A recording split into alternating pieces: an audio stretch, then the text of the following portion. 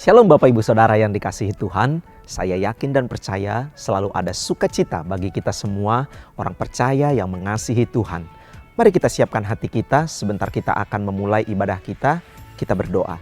Bapa yang baik dalam surga, kami percaya hari ini Engkau siap memberkati kami Tuhan lewat ibadah online kami. Pujian penyembahan firman-Mu yang kami dengarkan, yang kami naikkan Tuhan semua hari ini, Engkau siap melawat setiap kami. Terpujilah nama-Mu Bapa, di dalam nama Tuhan Yesus kami berdoa, haleluya, amin. Selamat beribadah, Tuhan Yesus memberkati. Katakan, Yesuslah pengharapanku di tengah badai hidup. Kepadamu aku percaya, ku pegang janjinya Tuhan Yesus. Ku dapat kemenangan di dalam nama-Mu. sama-sama, Yesus. Aku percaya, Yesus, aku percaya, sungguh tiada yang Mustahil bagimu. Yesus, aku percaya. Yesus, aku percaya, ku dapat mujizat yang besar. Aku percaya. Teruskan. Yesuslah pengharapanku di tengah badai hidup. Kepadamu aku percaya, ku pegang janji-Mu. Katakan, dapat kemenangan di dalam nama-Mu. Semua. Yesus, aku percaya, Yesus, aku percaya, sungguh tiada yang mustahil. Tiada yang mustahil bagi nama Yesus. Yesus, aku percaya. Yesus, aku percaya, pasti ku dapat. Sekali lagi boleh ya saudara ya. Aku percaya. Sekali lagi saudara katakan, Yesuslah Pengharapanku di tengah badai hidup. badai hidup. Kepadamu Aku percaya, kami pegang janjinya Tuhan. janji-Mu. Dengan imanmu Dapat kemenangan di dalam nama-Mu. Haleluya, Yesus. aku percaya, Come on. Yesus, aku percaya, Sungguh tiada yang mustahil bagimu. Haleluya, Yesus, aku percaya, Yesus, aku percaya, pasti ku dapat mujizat yang besar. Yesus, aku percaya. Come on, gereja Tuhan katakan, Yesus, aku percaya.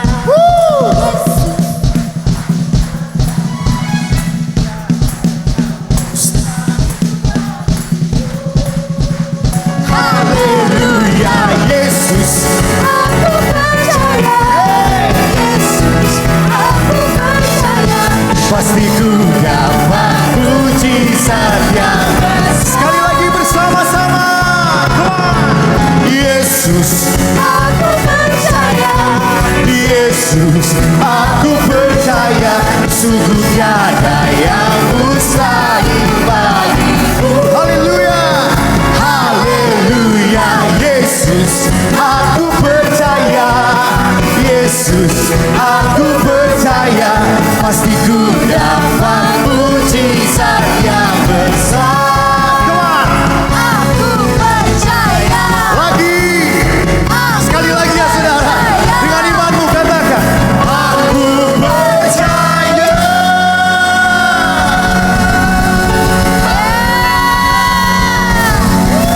Tepuk tangannya lebih dari ini dong saudara, lebih dari ini. Yesus, kami puja, kami sembah sebagai Raja. Amin. Berdiri di tengah kami, ditinggikan dan dipuji. Yesus kami puja, Yesus Kami puja, kami sembah sebagai Raja, berdiri di tengah kami, ditinggikan dan dipuji. Sambil angkat kedua tanganmu, katakan sembah dan puji ruhi tatamu, sembah dan puji ruhi tatamu, sembah dan puji nui tatamu. Yesus Tuhan ada. Kasih tepuk tangan dong buat Tuhan Yesus. Katakan yuk bersama-sama, Yesus kami puja, Yesus kami puja, Kau kami sembah sebagai Raja, berdiri di tengah kami, ditinggikan dan dipuji. Oh Yesus, Yesus kami puja, kami sembah sebagai Raja, berdiri di tengah kami, ditinggikan dan dipuji. Sembah dan puji, sembah dan puji ruhi tatamu, sembah dan puji, nui tatamu. Sembah dan puji, sembah dan puji ruhi tatamu. katakan Yesus Tuhan ada. sembah dan puji, sembah dan puji nui tatamu, sembah dan puji Ruhi tatamu, sembah dan puji nui tatamu. Yesus Tuhan adalah. Tepuk tangan yang meriah buat Tuhan Yesus.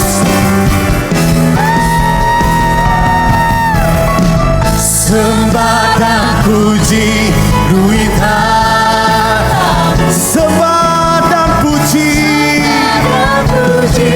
nui tatamu. Amin. sembah dan puji ruhi tatamu. Mari penuhi tempat ini, penuhi tempat ini dengan penyembahan kita semua. Katakan sembah dan puji, sembah dan puji nui tatamu, sembah dan puji nui tatamu, sembah dan puji nui tatamu. Yesus Tuhan adalah. Gereja Tuhan, gereja Tuhan. Sembah dan puji,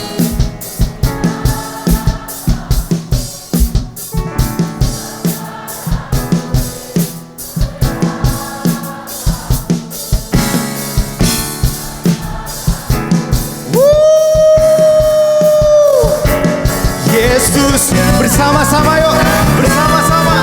Semua. Sembah dan puji nui tatamu, sembah dan puji nui tatamu, sembah dan puji nui tatamu.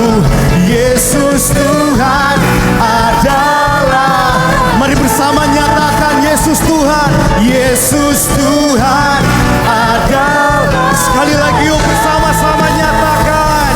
Yesus Tuhan adalah Raja.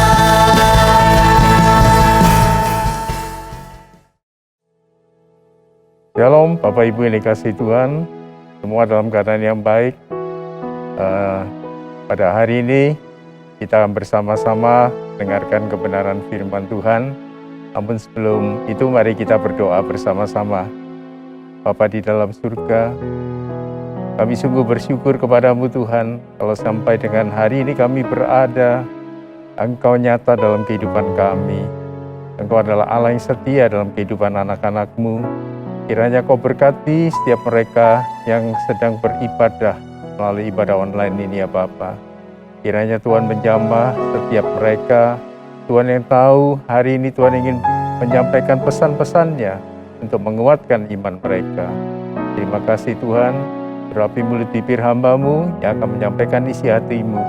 Hanya di dalam nama Tuhan Yesus kami telah berdoa. Haleluya, sama-sama katakan amin. Ya, shalom Bapak Ibu, saudara-saudari terkasih. Hari ini saya ingin mengajak kita merenungkan sebagian dari kebenaran firman Tuhan, tapi khususnya untuk keadaan yang sedang terjadi saat ini, kita mendengar begitu banyak hal-hal tentang apa yang terjadi di dunia. Dan hari ini saya ingin share bersama dengan Bapak Ibu dan saudara-saudari sekalian mengenai berjuang di dalam menghadapi kegelapan dunia yang sedang datang. Oleh sebab itu, saya ingin menyampaikan ada satu berita yang tertulis dalam CNBC Indonesia pada tanggal 5 Oktober tahun 2022. Temanya cukup menarik, yaitu dikatakan, alert, seluruh dunia telah dilanda krisis. Jadi melalui tema ini, CNBC menyampaikan satu berita atau informasi bagi kita semua bahwa hari-hari ini sedang terjadi satu krisis di seluruh dunia. Beritanya demikian, dunia saat ini sedang tak baik-baik saja. Ini terlihat dari banyaknya krisis, mulai dari krisis ekonomi yang ditandai dengan inflasi tinggi, hingga ancaman resesi, hingga krisis energi yang melanda berbagai negara di dunia. Ada negara yang sudah dinyatakan bangkrut, ada pula yang masih berjuang meredam krisis, bahkan biaya hidup yang kian menyakitkan. Nah, kalau kita melihat apa yang terjadi di belahan dunia saat ini, ternyata di Afrika itu sedang terjadi krisis energi listrik, yang mana dari 8 level, saat ini posisi negara Afrika itu berada di level yang ke-6. Jadi cukup serius dan memprihatinkan, Bapak Ibu. Demikian juga di Amerika. Pada tanggal 1 Oktober tahun 2022 ini, hamba Tuhan Amir Sarfati menyampaikan berita, izinkan saya memberitahu Anda apa yang terjadi di Amerika Serikat. Anda hanya memiliki 20 hari bahan bakar diesel atau solar tersisa. Ini dia, 70% jalur transportasi diangkut oleh truk bertenaga diesel. Semuanya akan berhenti. Ini akan terjadi sebelum hari perayaan Thanksgiving pada tanggal 24 November tahun 2022 ini. Nah, ini ada satu kejadian yang juga ternyata krisis yang cukup serius terjadi di negara Amerika Serikat, yaitu mengenai solar yang dalam persediaannya hanya tinggal 20 hari ke depan. Nah, ini menunjukkan berbagai belahan dunia sedang terjadi hal yang demikian. Demikian juga di Eropa, Bapak Ibu. Beritanya demikian, Eropa terkena dampak berat akibat dari perang Ukraina dan Rusia. Terjadi krisis biaya hidup yang sangat tinggi, dampak dari krisis energi listrik dan gas. Nah, jadi kita bisa melihat bahwa hari-hari ini memang benar kalau dikatakan bahwa hari-hari dunia sedang memasuki masa kegelapan. Bahkan dikatakan tahun depan, tahun 2023, dunia mungkin akan semakin gelap lagi. Namun bagi kita, orang-orang percaya, kita anak-anak Tuhan, tentu kita mempunyai satu pegangan yang Tuhan sudah berikan dalam kehidupan kita, yaitu kuasa dari tempat yang maha tinggi dan kebenaran firman Tuhan yang saya percaya akan sanggup menguatkan iman saudara dan saya, dan juga untuk gereja Tuhan. Supaya hari-hari ini gereja Tuhan bisa menjadi teladan, bisa menjadi contoh bagi orang-orang dunia. Bagaimana gereja Tuhan dipelihara oleh Tuhan begitu luar biasa. Oleh sebab itu kalau kita ingin melihat bagaimana keadaan dunia menurut firman Tuhan, menurut Alkitab, maka kita bisa membaca dalam Efesus 6 ayat ke-12.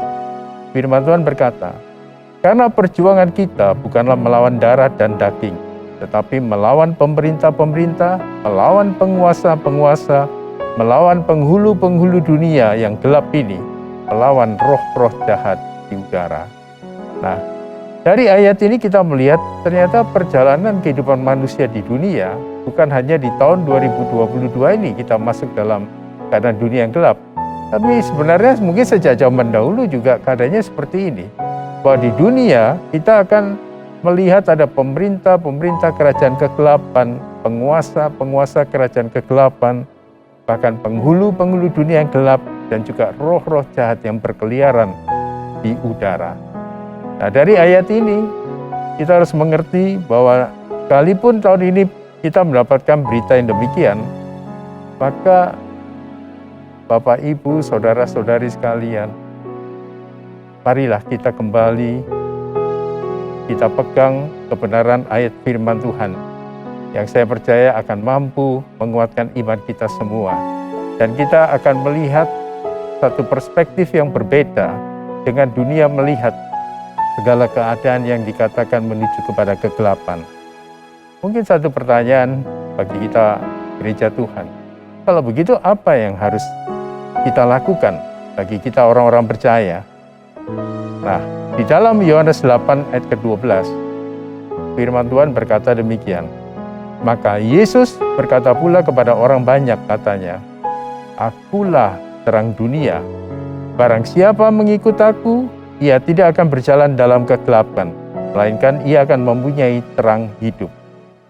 Nah, saya percaya Yohanes 8 ayat 12 ini akan menjawab, kalau saat ini bahkan memasuki tahun 2023, dunia semakin gelap, maka saya percaya firman Tuhan menerangkan bahwa ternyata ada terang yang dapat menerangi dunia, yaitu melalui satu nama, yaitu nama Tuhan Yesus Kristus.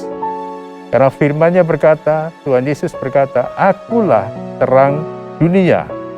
Barang siapa mengikut aku, ia tidak akan berjalan dalam kegelapan."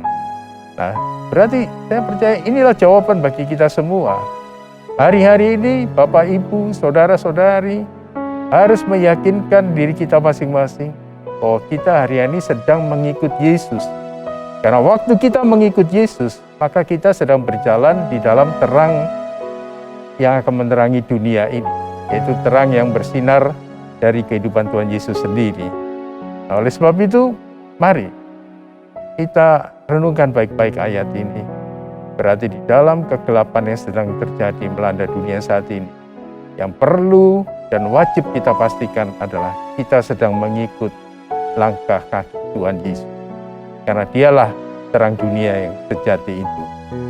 Di dalam Nahum 1 ayat 7, firman Tuhan berkata demikian, "Tuhan itu baik, Ia adalah tempat pengungsian pada waktu kesusahan.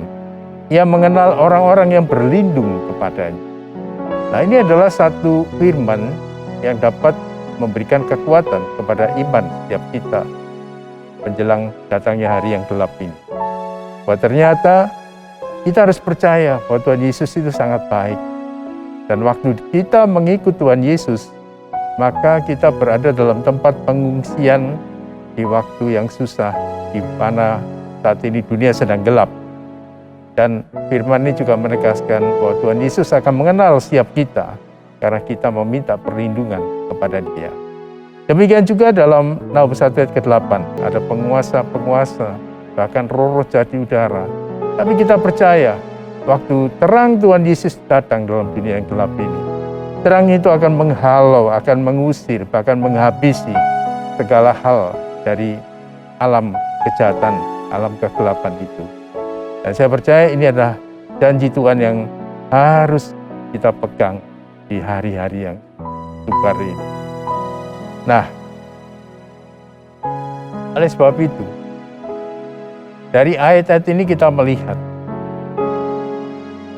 berarti setiap orang percaya hari-hari ini harus bangkit, harus berani berjuang untuk melawan pemerintah, penguasa, penghulu, roh-roh jahat dalam dunia yang gelap ini. Maka saya percaya kalau kita melakukan hal itu, maka tentu kita akan menjadi kuat. Nah, namun bagaimana caranya? Nah, ini dapat kita lihat dalam Efesus 6 ayat yang ke-13. Sebab itu, ambillah seluruh perlengkapan senjata Allah, supaya kamu dapat mengadakan perlawanan pada hari yang jahat itu, dan tetap berdiri sesudah kamu menyelesaikan segala sesuatu. Hari-hari ini yang perlu kita lakukan, Bapak Ibu. Kita harus mengambil seluruh perlengkapan senjata Allah, nah, supaya kita dapat mengadakan perlawanan kepada dunia yang gelap ini, kepada pemerintah, penghulu, kerajaan, kegelapan, dan juga roh-roh jahat di udara. Kita perangi itu semua dengan kita memakai perlengkapan senjata Allah. Apa saja perlengkapan senjata Allah itu? Yang pertama, dalam Efesus 6 ayat 14, firman Tuhan berkata, jadi, berdirilah tegap, berikat pinggangkan kebenaran, dan berbaju jirakan keadilan. Jadi hari-hari ini, Tuhan menghendaki setiap kita anak-anak Tuhan yang dikasihi, kita justru berani berdiri tegap menghadapi segala tantangan yang sedang terjadi saat ini. Namun perhatikan, kita harus berikat pinggangkan kebenaran. Artinya apa? Kita harus pastikan bahwa dalam langkah hidup kita, selama kita hidup di dunia ini, kita senantiasa memprioritaskan kebenaran firman Tuhan. Ajaran yang Tuhan tuliskan dalam Alkitab, itu menjadi panduan, menjadi ikat pinggang yang kita kenakan. Kemanapun kita pergi, kita senantiasa berjalan dalam kebenaran. Baju jirah itu berbicara mengenai pakaian pelindung untuk berperang. Nah, artinya kita harus memakai pakaian pelindung untuk berperang, yaitu mengenai keadilan. Biarlah hari-hari kita memastikan setiap apa yang kita lakukan itu berdasarkan keadilan daripada Tuhan. Segala hal yang menunjang kepada keadilan, keputusan-keputusan yang berdampak kepada keadilan, itulah yang keputusan kita ambil dalam kehidupan kita. Nah, itu yang pertama. Yang kedua, dalam ayat Efesus 6 ayat ke-15, kakimu berkasutkan kerelaan untuk memberitakan Injil damai sejahtera. Tuhan menghendaki justru di mana terjadi kegelapan dalam dunia, justru Injil Kerajaan Allah harus diberitakan. Oleh sebab itu, melalui ayat 15 ini, Tuhan mengingatkan bagi setiap kita, bahwa Tuhan menginginkan setiap kita ini memiliki sepatu ya, kaki, yang berkasutkan kerelaan untuk memberitakan Injil. Jadi hari-hari ini, marilah kita memberitakan Injil itu kepada orang-orang yang Tuhan izinkan bertemu dengan kita. Orang-orang yang Tuhan izinkan melihat kesaksian hidup kita.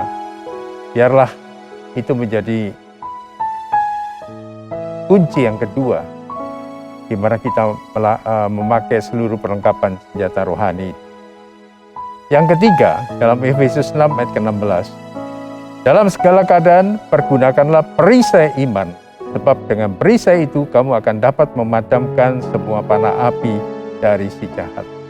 Tentu dalam dunia yang gelap, maka si jahat atau iblis itu akan melepaskan panah-panah api dalam kehidupan setiap kita. Namun Tuhan memberikan cara, yaitu pakailah, pergunakanlah perisai iman. Sebab waktu kita memakai perisai iman, yaitu iman kita kepada Tuhan Yesus, maka kita itu akan diberikan kuasa untuk dapat memadamkan panah api daripada si jahat itu. Dan yang keempat, pada Efesus 6 ayat ke-17, dan terimalah ketopong keselamatan dan pedang roh, yaitu firman Allah. Ketopong itu berbicara mengenai tutup kepala dan muka yang terbuat dari besi atau baja. Jadi hari-hari ini Tuhan menghendaki di dalam menghadapi dunia yang gelap ini, saudara dan saya memakai ketopong keselamatan dan juga pedang roh, yaitu firman Allah, supaya kita dimampukan menghadapi serangan-serangan dari si jahat ini. Karena firman Allah itu penuh dengan kuasa, firman Allah itu dapat membebaskan kita, firman Allah itu akan memberikan satu kuasa kita untuk memenangkan pertandingan demi pertandingan di dalam kehidupan dunia yang gelap ini. Dan selanjutnya yang kelima, dalam Efesus 6 ayat 18. Dalam segala doa dan permohonan, berdoalah setiap waktu di dalam roh, dan berjaga-jagalah dalam doamu itu dengan permohonan yang tak putus-putusnya untuk segala orang kudus. Hari-hari ini Tuhan minta supaya kita banyak berdoa setiap saat di dalam roh. Jadi artinya Tuhan menghendaki bahwa kita membangun hubungan yang intim dengan Tuhan. Waktu kita berdoa, itu artinya kita sedang berkomunikasi dengan Tuhan. Kita sedang membangun sebuah hubungan dengan Tuhan. Dan waktu kita berdoa itu ingatlah, Tuhan menghendaki kita memberikan permohonan doa bagi orang-orang Kristen, bagi anak-anak Tuhan yang ada di dunia ini. Karena kita mengetahui mungkin hari-hari ini banyak sekali juga anak-anak Tuhan sedang menghadapi pergolakan demi pergolakan. Dan poin yang terakhir adalah dalam Efesus 6 ayat 19 dan 20. Juga untuk aku, supaya kepadaku, jika aku membuka mulutku, dikaruniakan perkataan yang benar, agar dengan keberanian aku memberitakan rahasia Injil yang kulayani sebagai utusan yang dipenjarakan. Berdoalah supaya dengan keberanian aku menyatakannya bagaimana seharusnya aku berbicara. Nah, dalam hal ini Tuhan menghendaki hari-hari ini kita berani untuk berbicara rahasia Injil dengan berani dan juga dengan benar-benar benar. Artinya the real truth, itu yang kita katakan. Karena memang untuk menghadapi apa yang terjadi di dunia yang penuh dengan tipu muslihat dan kelicikan yang semakin parah hari-hari ini, kita bisa melihat bagaimana berita-berita hoax itu bisa berjalan, bisa menyebar kemanapun, dan masuk dalam aspek-aspek kehidupan manusia, kehidupan bahkan dalam kehidupan anak-anak Tuhan, kehidupan gereja Tuhan. Nah, kita melihat itu semua bagaimana itu harus diperangi dengan cara kita memberitakan Injil yang sejati. Karena di dalam Injil itu terletak satu rahasia yang sangat besar, di mana segala hoax, segala hal yang tidak benar itu bisa diluruskan. Karena untuk meluruskan keadaan dunia yang serba berbelok-belok rumit ini, hanya diperlukan kuasa dari tempat yang maha tinggi. Nah, oleh sebab itu saya percaya, itulah Tuhan mengingatkan hari-hari ini kita jangan takut, kita jangan gentar. Karena kalau kita banyak mendengar berita yang berasal dari dunia, tentunya itu akan menciutkan iman kita, menciutkan nyali kita, bahkan bisa merontokkan iman kita. Tapi waktu kita bangun semuanya dari bagaimana kacamata Allah memandang kita sebagai anak-anak yang dikasihinya, melalui kebenaran firman-Nya, maka kita akan memperoleh kekuatan, kita akan memperoleh jawaban bagaimana kita harus menghadapi keadaan dunia yang sedang menuju pada kegelapan. Oleh sebab itu, pakai ayat yang terakhir, mari kita bekali diri kita dengan memakai seluruh perlengkapan senjata rohani, dan kita ingat Yesaya 41 ayat ke-10. Ini adalah pegangan bagi setiap kita, bagi setiap anak-anak Tuhan menghadapi dunia yang gelap ini. Janganlah takut, sebab aku menyertai engkau. Janganlah bimbang, sebab aku ini Allahmu. Aku akan meneguhkan, bahkan akan menolong engkau. Aku akan memegang engkau dengan tangan kananku yang membawa kemenangan. Inilah janji Tuhan bagi kita semua, Bapak Ibu. Tuhan sendiri berkata kepada kita, jangan takut, jangan bimbang. Karena Tuhan Yesus menyertai setiap Bapak Ibu dan saudara-saudari sekalian. Tuhan tak akan pernah meninggalkan kita, ya. Bahkan Tuhan berjanji melalui ayat ini, aku akan menolong engkau. Jadi kalau hari-hari ini mungkin ada di antara Bapak Ibu, saudara-saudari yang keadaannya memang mengalami krisis, ya. Jangan takut, jangan bimbang. Kembali kepada Tuhan Yesus. Pastikan hari-hari ini saudara, Bapak, Ibu semua benar-benar mengikuti setiap langkah kaki Tuhan Yesus. Itu yang perlu kita lakukan.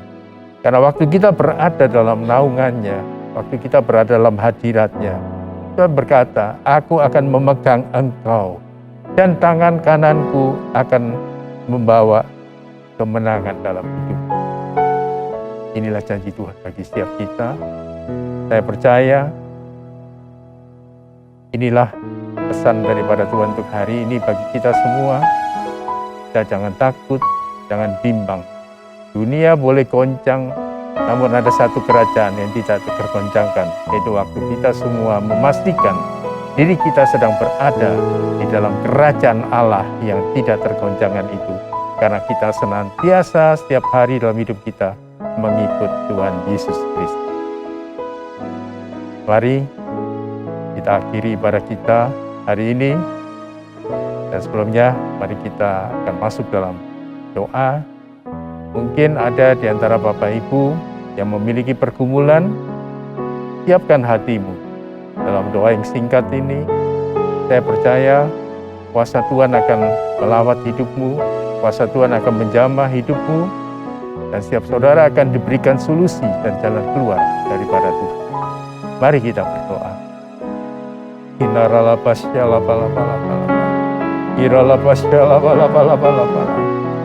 Bapa dalam surga, hamba berdoa untuk anak-anak-Mu.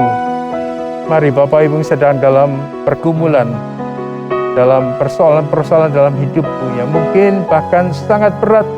Dan ada di antara Bapak Ibu saudara-saudari yang hari-hari begitu kecewa, begitu frustrasi menghadapi keadaan dunia yang sukar ini. Angkat tanganmu, arahkan kepada Tuhan. Kau lihat tangan-tangan yang terangkat ya Tuhan. Jamah mereka Tuhan Yesus. Oh, bangkitkan iman mereka, bangkitkan iman mereka. Oh, mari Bapak Ibu saudara-saudari, responi Tuhan. Mari katakan bahwa Bapak Ibu dan saudara-saudari sedang dalam pergumulan, berjanji mau mengikut Tuhan Yesus. Dan setiap saudara mengikut Tuhan Yesus dengan sepenuh hati dan mengenakan seluruh perlengkapan senjata rohani dalam menghadapi masa yang sukar ini. Oh, jamah mereka Tuhan. Tuhan Yesus telah menjamah setiap mereka membutuhkan pergumulan. Dan dengan iman hamba percaya Tuhan telah menolong hidup mereka untuk dibebaskan dari setiap persoalan-persoalan yang berat dalam hidup mereka.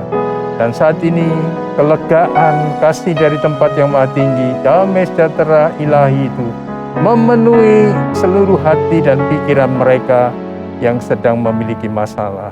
Terima kasih Tuhan, bebaskan mereka dalam nama Tuhan Yesus. Terima kasih Tuhan. Terima kasih Bapa, terpujilah nama-Mu Tuhan.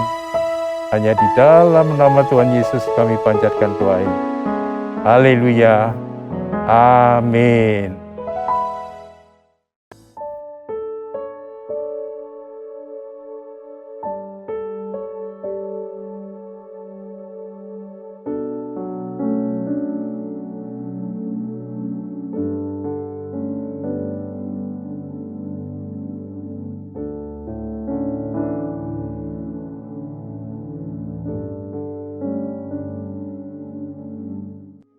Mazmur 91.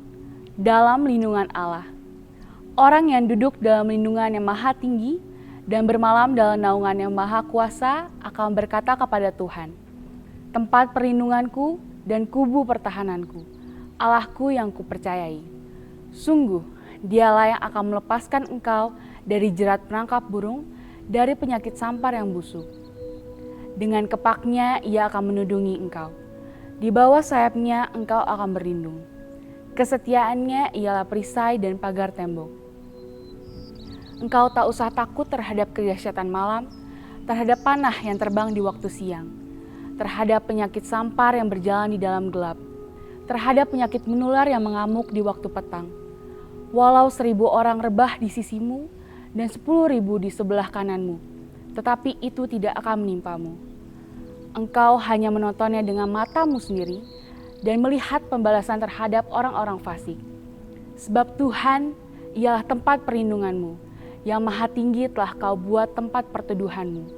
Malapetaka tidak akan menimpa kamu, dan tulah tidak akan mendekat kepada kemahmu. Sebab malaikat-malaikatnya akan diperintahkannya kepadamu untuk menjaga engkau di segala jalanmu. Mereka akan menatang engkau di atas tangannya, supaya kakimu jangan terantuk kepada batu. Singa dan ular tedung akan kau langkahi. Engkau akan menginjak anak singa dan ular naga. Sungguh hatinya melekat kepadaku, maka aku akan meluputkannya. Aku akan membentenginya sebab ia mengenal namaku.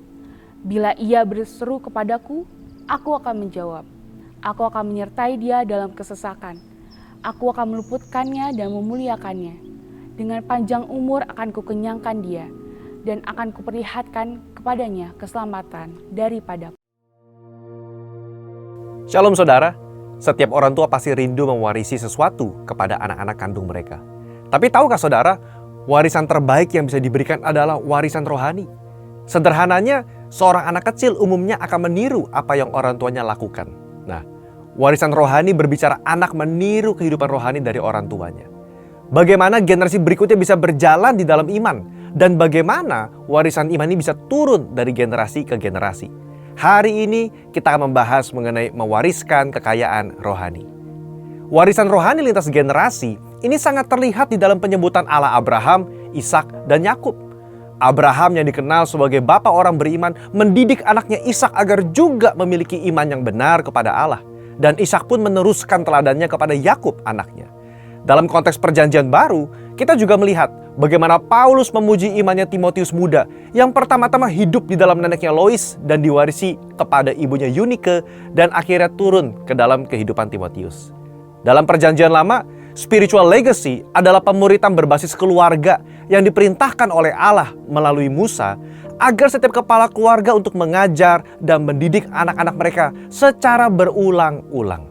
Tercatat di dalam Mazmur 78 ayat 5-6. Telah ditetapkannya peringatan di Yakub dan hukum Taurat diberinya Israel. Nenek moyang kita diperintahkannya untuk memperkenalkannya kepada anak-anak mereka supaya dikenal oleh angkatan yang kemudian, supaya anak-anak yang lahir kelak bangun dan menceritakan kepada anak-anak mereka. Dalam perjanjian baru, cara hidup jemaat mula-mula juga menciptakan lingkungan yang kondusif agar iman itu bisa diwarisi ke generasi berikutnya. Tercatat di dalam Kisah Rasul 2 46-47 bahwa jemaat mula-mula selain berkumpul bersama tiap-tiap hari di bait Allah, mereka memecahkan roti di rumah masing-masing secara bergilir dan makan bersama-sama sembari memuji Allah. Dalam rumah masing-masing, tentu seluruh anggota keluarga ikut serta, termasuk anak-anak, di dalam mendengarkan pengajaran, berkomunitas, dan memuji Allah. Disinilah proses mewarisi nilai-nilai rohani itu terjadi. Apa yang dapat kita wariskan kepada generasi berikutnya? Setidaknya ada 2 hal yang dapat kita warisi. Yang pertama, warisan iman. Iman terkadang dipelajari terbaik bukan dari ibadah, tetapi dari kehidupan orang tua yang dijalani bersama dengan anak-anaknya. Orang tua dapat menuntun anak-anaknya dalam mengenal kebenaran firman dan mengenal Yesus secara pribadi sebagai Tuhan dan Juru Selamat. Tidaklah cukup hanya menitipkan anak di sekolah dan di gereja untuk belajar mengenai iman Kristen kalau di rumah praktek iman itu tidak dilakukan bersama. Luangkanlah waktu antara orang tua dengan anak untuk membahas isu-isu terkini, dilihat dari perspektif Alkitab misalnya. Apabila anak-anak sudah beranjak dewasa, alih-alih mengajar mereka seperti anak yang masih kecil, peran orang tua berubah menjadi teman diskusi. Yang kedua, warisan perjalanan rohani. Tentu sebagai orang tua, kita sendiri memiliki cerita bagaimana kita berjumpa dengan Tuhan dan pengalaman-pengalaman rohani lainnya. Bagaimana kita pernah ditolong Tuhan Yesus misalnya dalam pekerjaan, kesehatan, dan hal lainnya. Ini perlu diceritakan kepada anak-anak. sebagai warisan perjalanan rohani, agar kelak ketika mereka menemukan masalah yang sama dalam hidup, mereka bisa dikuatkan dari kesaksian orang tua mereka. Di dalam menjalani hidup, tentu orang tua sudah jauh lebih berpengalaman dalam mempraktekkan kebenaran firman dan melihat hasilnya. Ini yang perlu diwarisi kepada generasi berikutnya. Bagaimana Allah itu setia kepada mereka yang berjalan sesuai dengan firman-Nya, sekalipun misalnya dunia mencemooh. Dalam pemuritan berbasis keluarga ini, warisan rohani bisa diteruskan dalam berbagai cara. Pertama, melalui keteladanan. Anak-anak yang masih kecil cenderung akan meniru apa yang orang tuanya perbuat. Karena itu, dalam fase pertumbuhan seperti ini, justru perbuatan dari orang tualah yang menjadi penting, bukan sekedar kata-kata. Orang tua bisa mencontohkan bagaimana berdoa bersama, menyembah sebagai keluarga, dan membaca Alkitab di depan anak-anaknya. Yang kedua, melalui mesbah keluarga. Mesbah keluarga adalah waktu di mana seluruh keluarga bisa berkumpul bersama, memuji dan menyembah Tuhan, membaca Alkitab, saling diskusi atau sharing. Hal ini menjadi momen-momen penting di mana nilai-nilai luhur dalam hidup bisa diwariskan. Dan kalau ada kejadian di sekitar yang bertentangan dengan nilai Alkitab, bisa dibahas. Budaya keterbukaan dan diskusi seperti ini sangat penting. Kenapa? Karena generasi sekarang adalah generasi yang suka berdiskusi dan apa adanya. Tentu, gereja juga hadir mendampingi orang tua dan anak-anak dalam pertumbuhan iman mereka. Yang ketiga, melalui kehidupan sehari-hari. Di dalam Ulangan pasal 6 ayat yang ke-7 dikatakan, haruslah engkau mengajarkannya berulang-ulang kepada anak-anakmu dan membicarakannya apabila engkau duduk di rumahmu, apabila engkau sedang dalam perjalanan, apabila engkau berbaring, dan apabila engkau bangun. Maksud dari ayat ini adalah firman Tuhan dan nilai-nilainya harus menjadi bagian dari perbincangan sehari-hari dalam sebuah keluarga. Kesimpulannya, warisan kekayaan rohani adalah hal yang sangat penting dilakukan oleh setiap orang tua, melebihi warisan yang bersifat material. Bila hal ini dilakukan dengan baik, maka setiap anak dalam keluarga akan menerima warisan yang sangat mahal dan hidup mereka pasti jadi berkat bagi banyak orang. Saudara, untuk penjelasan lebih lengkapnya dari tim teologi kami, silakan buka link yang ada di atas atau scan QR Code yang tersedia. Maranatha, Tuhan Yesus memberkati kita semua. Mari kita deklarasikan apa yang dimaksud dengan Pentakosta ketiga. 1. Pentakosta ketiga adalah pencurahan Roh Kudus yang dahsyat di zaman ini, melebihi yang terjadi di Azusa Street. 2.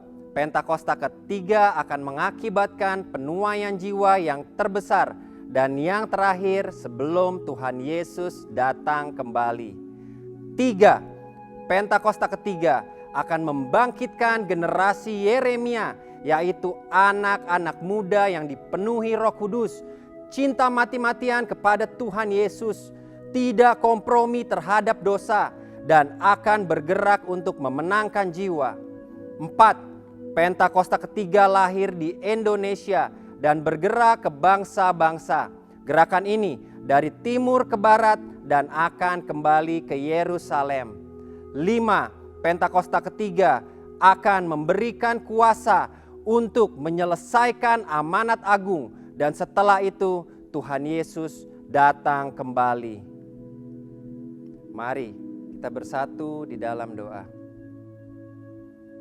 Tuhan Yesus, Bapa, terima kasih karena Engkau sudah mengutus hamba-Mu melayani di ibadah online ini. Terima kasih atas setiap perkataan yang Engkau taruh Tuhan.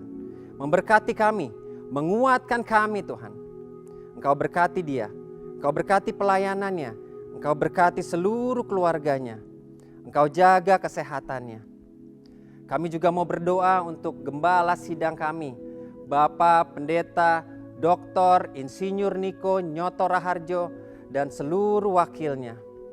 Visi dan misi dari surga turun kepada seluruh pemimpin-pemimpin kami, sehingga seluruh jemaat menerima visi dan misi yang daripadamu. Kami juga mau berdoa untuk gembala kami, Karayon 1E, Bapak Pendeta Beni Gunawan, dan seluruh staf penggembalaan. Engkau tambah-tambahkan Tuhan, Engkau pakai mereka lebih dahsyat lagi, memimpin kami Tuhan Yesus, semakin mengerti rencanamu Tuhan, untuk menuai jiwa-jiwa. kami juga mau bersatu hati berdoa untuk bangsa kami, Indonesia. Kami percaya rencana-Mu yang indah untuk bangsa dan negara Indonesia sedang terjadi. Kami percaya api Pentakosta ketiga turun, membakar masing-masing jemaat, memulihkan keluarga-keluarga, membangkitkan generasi-generasi muda. Kami percaya, haleluya. Tuhan, sekarang kami akan menerima berkat yang daripada-Mu. Sekarang terimalah berkat Tuhan. Kasih karunia berlimpah-limpah daripada Allah Bapa dalam Anak yang tunggal Yesus Kristus. Persekutuan yang manis dengan Roh Kudus menyertai saudara sekalian mulai hari ini. Sampai Tuhan Yesus datang menjemput kita di awan-awan dan bahkan sampai selama-lamanya. Yang percaya bersama-sama katakan, amin.